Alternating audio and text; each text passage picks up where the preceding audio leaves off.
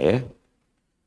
Sebagai mukadimah pada pagi ini, kita ingin memahami siapakah orang yang mendapat nikmat.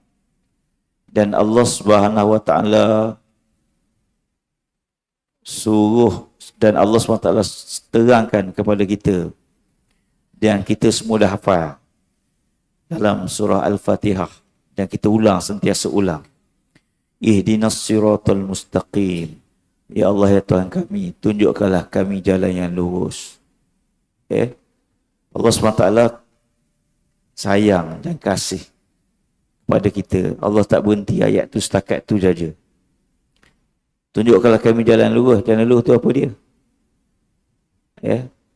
Allah sambung.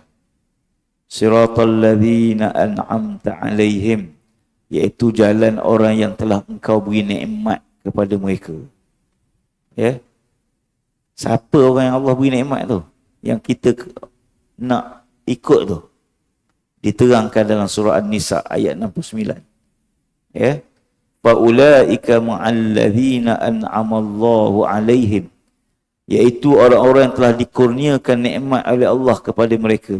Siapa dia? Minan nabiyyin was-siddiqin was-syuhada was-salihin. Empat orang. 4 jenis.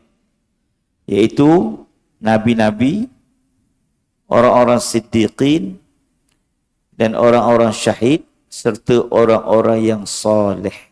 4 benda. Awaslah segala perkara yang merosakkan amalan, supaya amalmu tidak binasa dan segala usahamu tidak menjadi sia-sia. Jika amalan engkau menjadi sia-sia, engkau tidak dapat meraih balasan orang yang beramal, dan tidak juga mendapat kerehatan orang yang menganggur, dan engkau sudah mensia-siakan dunia dan akhirat. Ilmu yang bermanfaat itu ada 7. Antaranya ialah ma yaftahu basiratuka biafati a'malika hatta tahtariza minha, iaitu ilmu yang dapat membuka mata hatimu tentang perkara-perkara yang boleh merosakkan, boleh membinasa afat a'mal. Afat maksudnya yang boleh membinasa keamalan.